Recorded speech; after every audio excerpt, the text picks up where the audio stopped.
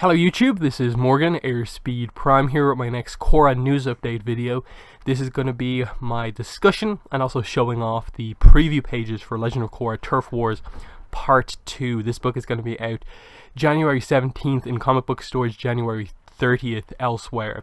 So not too far away at all, and we are getting the preview pages today, 2 weeks before release, which is quite good.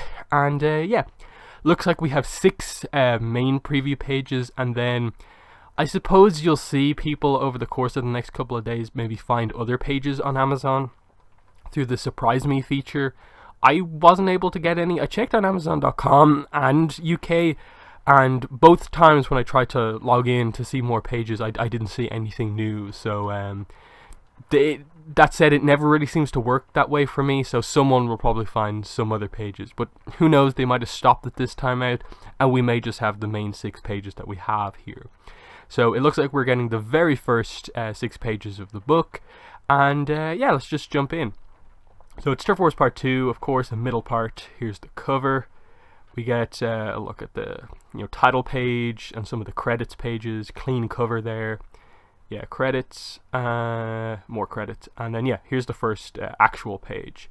So we get here the fact that we have Ryu in the back there, but also Milo, Iki, Korra, and Tenzin, and they're obviously heading into the spirit portal to kind of see what's going on here, after obviously not a great situation with the spirits from the end of the last book.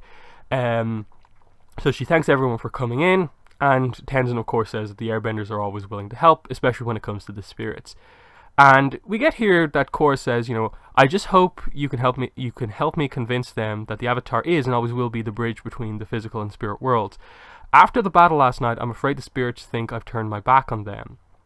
Which I think is a very interesting kind of decision, in that, like, yeah, I think you can just about understand why Korra feels that way, but I do think the audience is losing their patience with the spirits, and I can see how a lot of the other characters are as well. Just because it feels like humans are actually trying a lot with the spirits. At the same time, some humans are obviously just creating negative situation here. But Korra is absolutely trying to build a bond between humans and spirits. And so for her to feel like that she's kind of turned their back on him and on the spirits, and feeling that she's sort of failing the spirits is a weird situation, in that I think we as the audience understand that she's trying as hard as she can, and it's the spirits who aren't giving anything back to her that they need to change, rather than necessarily Korra or other humans, really. So we also get this dynamic that Milo just wants to sleep. He's not particularly overly excited about going into the spirit world. You hear yawning as he wants to go in, whereas Iki's actually very, very excited. I can't wait to see all the beautiful spirity flowers and spirity rainbows and spirity spirits. And so yeah, usual chatterbox self, which is pretty good writing there. But when they arrive in, we find out that it looks like this desolate landscape, and this is meant to be the very same area where Korra and Asami came in, where it looked amazing in the spirit world.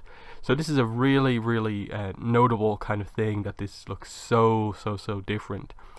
And obviously Milo's let down by this, but everyone else is very shocked by it. And Korra says, I don't understand. When Asami and I came here, the flowers were all blooming, there were spirits everywhere, and now they're gone. And then we get a little moment here where Tenzin says, of course, Jinora told me about you and Asami. I know this place was special to you both. I'm very happy for you, by the way. Thanks, Tenzin. So just a little moment there for, like, we didn't really get Tenzin's reaction to their relationship, but Jinora told Tenzin, and Tenzin of course is happy. That was kind of expected, because we know the airbenders are perfectly accepting of these type of relationships, so that's fine. Little Jinora Kai scene.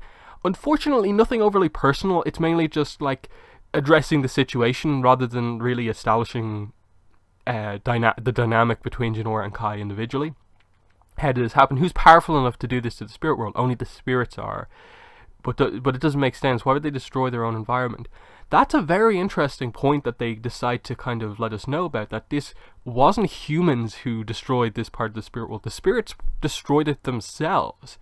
And for spirits who care so much about nature and stuff like that, to destroy their own land just to kind of deter humans from coming in, that is a very somewhat hypocritical point of, like, if they really care about, like, we don't want humans using spirit stuff, and we don't like humans destroying nature, and they're doing it themselves for like not the best reasons. It's definitely creating a bit of an issue with the spirits.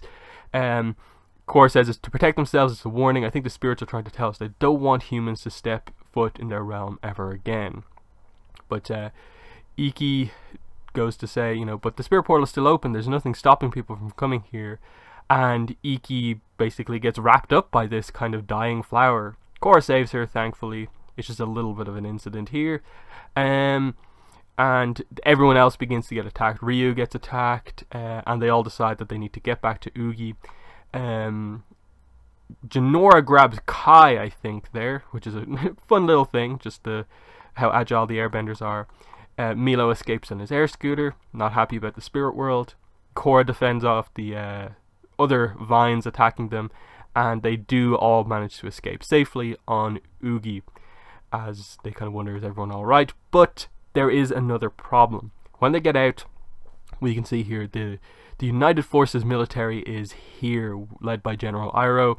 They're setting up a metal perimeter around the entrance to the spirit portal, and we get that it's orders from President Raiko after the battle last night. He wants the portal on lockdown.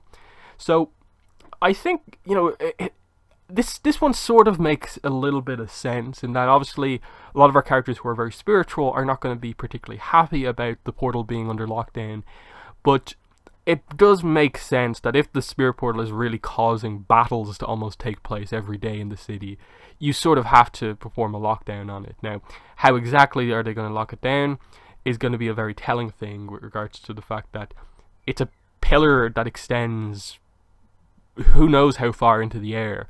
Flying spirits can come out at the top, or are they actually going to seal over the top? And even then, like, can you even do that? Can you like cover the top of a spirit portal kind of beam to stop it from even extending upwards? And then what are they going to do if anyone tries to come in or out? Like, there's some interesting stuff going on here, and of course it being a Raiko decision always means it's under scrutiny. But I think this one is somewhat reasonable, in that like our hero characters aren't particularly going to like it, and that they're all for the most part for the idea of, you know, trying to create like a peaceful way for humans and spirits to interact with the portal like open. But obviously Raiko doesn't want any craziness going on in the city, and if people are getting hurt, he of course doesn't want that, especially with the election coming up. But we'll have to obviously wait and see just how his ideals going into the election work, and what Julie's ones are when she steps into play, and so on. But definitely interesting. I don't know if this is necessarily going to create too much of a conflict between Iroh and Korra. I think it'll just be the usual thing of Korra as the Avatar having different goals and ideas about things compared to, say, the world leaders, and Iroh for the most part is just following orders. So I don't really think we'll see too much of a conflict going on here. Iroh's usually quite reasonable, so we could see some more from him. We do also get the newer description for the book. I think this came out a few days ago, but here it is from the back of the book. It's the same for the most part outside of the very first section. So on a return trip to the spirit world, Korra and the Airbenders discovered that the lush, beautiful landscape is now dark and desolate. What little flora remains wants to drive humans out. Meanwhile, General Iroh establishes a military presence on the outskirts of the portal, further threatening the balance of human and spirit relations. When things seem to be at their worst, Republic City's housing crisis reaches its peak, and Julie sets her sights on the biggest public figure in the city, and that's exactly the description that we have already. So that is the part 2 description. Obviously, it's just the first 5 pages, so it's not covering every single plot point in the book, but it seems like at the very least it gives you some confidence that they're tackling the human spirit conflict. The hope, of course, is that they eventually get down to the idea of not just humans' politics and how they are incorporating and dealing with the new spirit portal, but I think what we really as fans want is the humans and spirits, like both sides, and seeing how that's going to come to any sort of a conclusion. Will the spirits be at all willing at any point to actually just give something back to humans, like just not be so set in their ways and actually allow for a bit of change themselves, because that's the big thing with the spirit. They're not really open to change all that much, whereas humans are. So it's definitely a frustrating thing.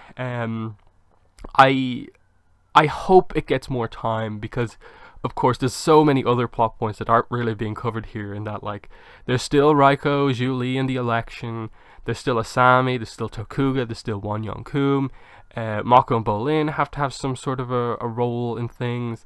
You have to have the relationship stuff, Korra and Asami, and loads of other stuff still as well going on.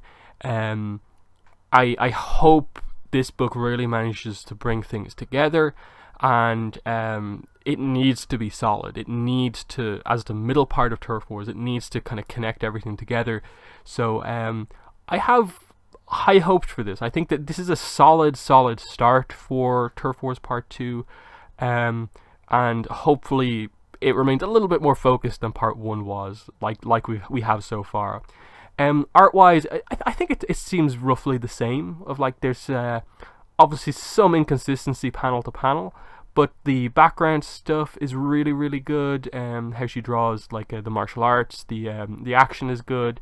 It's just some inconsistency of faces, kind of panel to panel. I think remains the only real problem with Irene Co's art. I know some people really love it. I know some people really dislike it. I am somewhere more in the middle, kind of more leaning towards liking it. So it seems like it's fairly consistent compared to Part 1. But yeah, that is the preview for Legend of Korra Turf Wars Part 2. I'll put a link in the description to the Amazon kind of page for Turf Wars Part 2 if you want to look through the pages yourself. If you have an Amazon account, see if you can get new pages yourself, because I wasn't able to.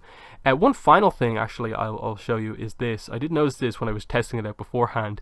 This actually works. The search inside this book section actually works. So if you just type in something that you like expect the book to cover, like just say spirit, it does actually tell you stuff from stuff outside of the preview pages. So type in spirit, the spelling and grammar is quite bad in that, like, look at this one. The triple threats, something in vehicles heaving west, while the spirits return I-7 into the portal. Oh, it says then. There's some things that happen here. Where does it say that? There's one, page 36. Creeping crystals. Like, okay, more mention of the other triads. And so on. Let's type in Asami. And we see, okay, mentioned about page 7. That's what we got from the preview. Then Asami's mentioned again on page 26. Why would I have a problem with that? I think it's great that Korra and Asami are together. Why would you be so cranky anyway? It's because you're too... Okay, so this is probably Mako and Bolin talking. And so this little bit here probably confirms to us that Mako, at least maybe to Bolin, portrays this idea of maybe he's still shocked or taken aback by Korra and Asami's relationship, but that when he actually talks about it, he's like, why would I have a problem? And, you know, maybe I suppose what they're maybe going to lean towards here is, you know, Mako doesn't actually have a problem, but he is probably the one where it's going to take the longest to fully just completely accept it, because he has been in a relationship with both of them. Little problem, but yeah, the grammar and spelling isn't great here. Bolin to meet me in Asami new office. Could Asami's, yeah, it's not ideal. Let's see, Korra, airbenders.